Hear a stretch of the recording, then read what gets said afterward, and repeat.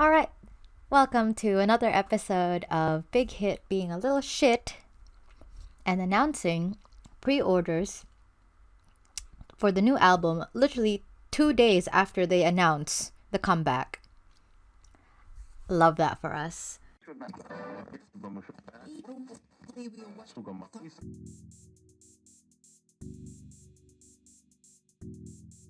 Hello everyone, welcome back to my YouTube channel.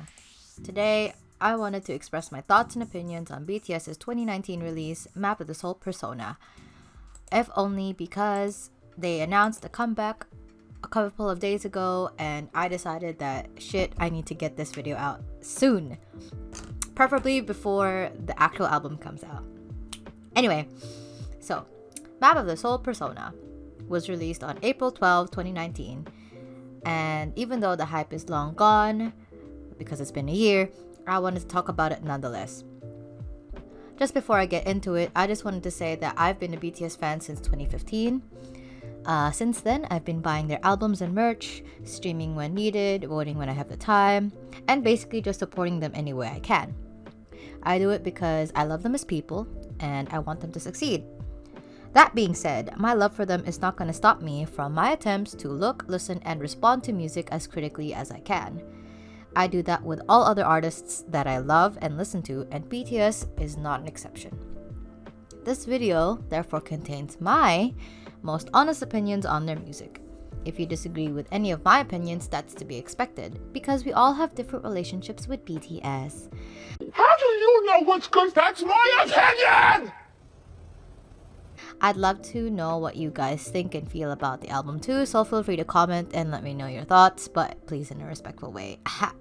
So without further ado, let's get this review.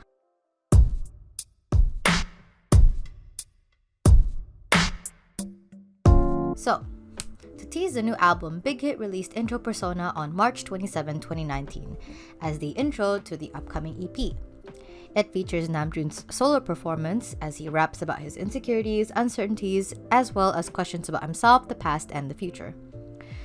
So, Intro Persona was interesting and exciting because it meant more than just a simple throwback.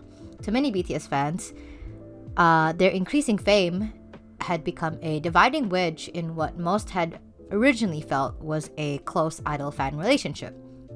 So, for Namjoon to rap over this beat that is obviously heavily sampled from their older works, it really did feel like a return to the good old days, to their old genre, to their old music style. Certainly, it sets up a kind of expectation for the album that it was going to be, introspective and a reflective study into who the group used to be and how far as a group they've come. However, if I'm being honest, with the intro, I actually expected far more introspection in the album than what actually came to fruition. In fact, I argue that the heavy sampling is a bit of a double-edged sword. I was personally underwhelmed by the sound because it's not really particularly new or even unique to BTS. I think Namjoon himself puts it best in his V-Live.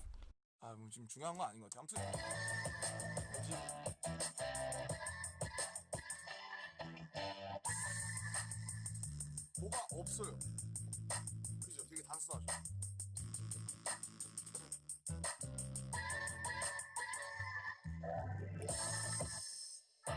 그래가지고 무조건 퍼포머에 100% 의지할 수밖에 없는 그런 단순한 트랙이어서 너무 부담스러웠고 뮤비 막 찍고 뭐 촬영장에서 계속 고쳐 쓰고 연습하고. So I agree with his thoughts. It is definitely I personally feel like it's a lackluster sound, but it does feature a lot of really strong songwriting, likely one of Namjoon's best, as he dives into the expectations, old and new, that he has for himself, as well as the expectations that other people have for him. I think ultimately it functions well as the intro for setting up the premise of the record, but as a song, it's not really something I regularly would listen to, nor was it something I got into when it was released.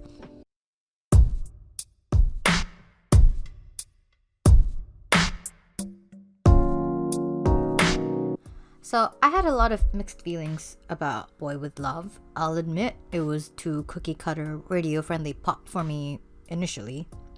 And even to this day, I still find it oversaturated with trendy sounds that I felt I've heard way too many times. However, it is a sound that BTS hasn't attempted yet. It is likely that it's because it was a collaboration with Halsey, who is, in fact, a Western musician. With a feature such as her, it was really important to keep in mind that those who were going to seek the song out at its release was going to be more than just BTS fans, plus South Korea. They've obviously had to struggle with the prospect of a more mosaic audience, which included BTS's usual listeners, but also Halsey's. To an extent, they've also had to account for a larger investment and curiosity coming from all sides. Here are two currently very prominent artists collaborating on a new project. What will their sound be like? I don't know much about Halsey and her music, aside from a few stray singles that I hear every now and then. Regardless, she's kind of come across as someone with, I guess, her own persona. Going off from songs like Colors,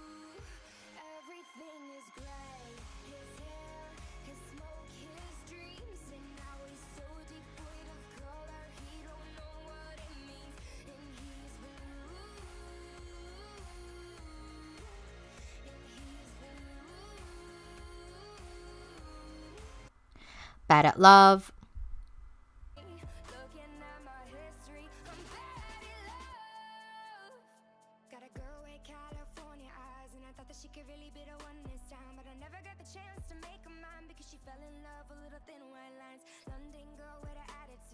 and Nightmare, she certainly comes across as someone with an edge. So I think it's quite curious that the song that she and BTS did together do not actually sound like something either of them would make on their own, or at the very least something they've ever done before. I do genuinely like Halsey's contributions. I think she fits quite nicely in the song. I'm also ecstatic that the line distribution is as good as this. BTS has had a long history with crappy line distributions. Not to mention the possibility that Halsey could kind of hijack the song and then it wouldn't feel like the song belonged to BTS, because she is, after all, only a feature. However, her presence is still prominent without taking the attention away from BTS, who are and should be the stars of the song. You can see this at play because BTS have been able to perform Boy With Love just by themselves during music show performances and concerts without her. Yet, she still blends easily into the song with the background harmonies and the ad-libs, and that shows how much thought and care they put into this collab. There was a strong and conscious decision to make the song as appealing to the widest possible audience. And as a result, the song is safe, bland, and uninteresting. And that's the T. And that's on a period. Okay? And that's on a period.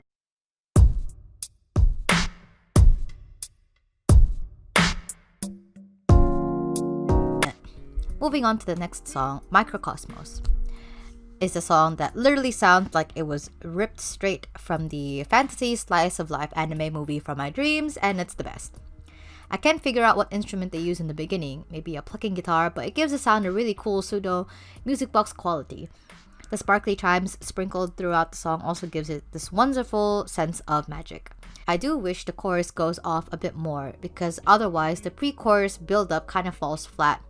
I guess that climax is saved up for the outro, but I can't help but feel like this could have been a more explosive and more fulfilling song.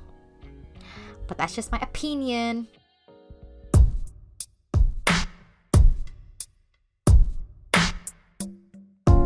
You know what? I'm about to say it. Say it. I don't like Make It Right. And I don't think the remixes added anything new in particular either.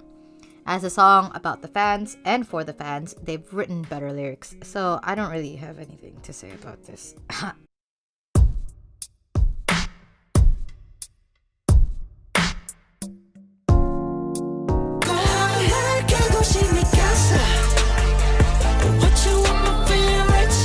Next song. Home is my favorite track of the EP. possibly one of my favorite BTS songs ever, if not one of my favorite songs of all time. I was obsessed with this one after my first album listen. It's light, fluffy, and everyone's performance is in their own way a highlight. I think it's definitely one of the more musically dense songs on the album, and it really highlights how much of a team effort songwriting is when you hear so many different voices in the background. If you listen hard enough, you can hear Jungkook, Jimin, Hoseok, and particularly Adora, Big Hit's new producer, lending their harmonies and ad-libs consistently throughout the song. There's something magical in finding something new every time I listen to it, either an instrument in a certain bit or ad-libs or just background harmonies. It is a sweet throwback to BTS's more R&B centric days, but with more lush and I guess pop-friendly production. It's familiar and new at the same time. All of these beautiful layers, I think, come together and make this utterly gorgeous and rich song.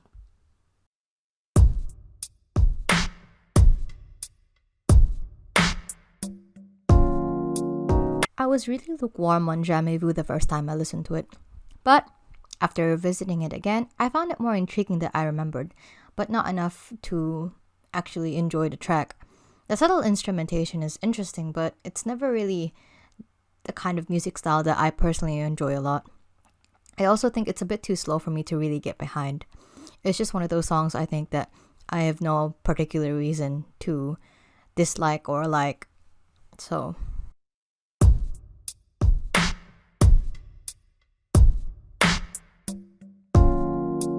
Dionysus is a banger. It literally drives me absolutely feral and almost reminds me of what older Bangtan's rap-heavy music sounded like during their concerts with the live band. I can imagine that they've managed to capture the essence of that performance and packaged it into a recording people can have easy access to. I mean, I remember seeing concert clips of their performances and being really sad that I could never experience something like that, but this is kind of gives off that same feel. All these roaring like rock instruments in the background, but it doesn't overpower their voices in the slightest, which I think is such a like easy trap to fall into when making a song like this. I think this is also one of their most sophisticated party songs to date. Fire, for example, is a bit juvenile. Like, yeah, I want to party because it's fun, let's burn stuff up because we can. Whereas Dionysus is like, I want to party because it's an art form. You know, Dionysus is of course named after the Greek god of grape harvest, winemaking, and wine, of fertility, ritual madness, religious ecstasy, and theater in ancient Greek religion and myth. I truly think they've managed to capture the essence of that way of life. There's a meaning to going feral and living in chaos, according to the song. I feel like the song is trying to say that going feral and living in chaos is the only way you can become who you truly are. When you party and lose yourself in the sound, in the madness, you shed off all these unnecessary layers and become the true self. Your true self can shine. That's how I interpret it, at least. I'm also fascinated and relieved with their choice of diverting from the conventional party music formula, because most of K-pop today seem to lean to trap, house, or future bass, EDM music, and that's not a bad thing. I enjoy a lot of those musics, and even BTS themselves have done those genres before too.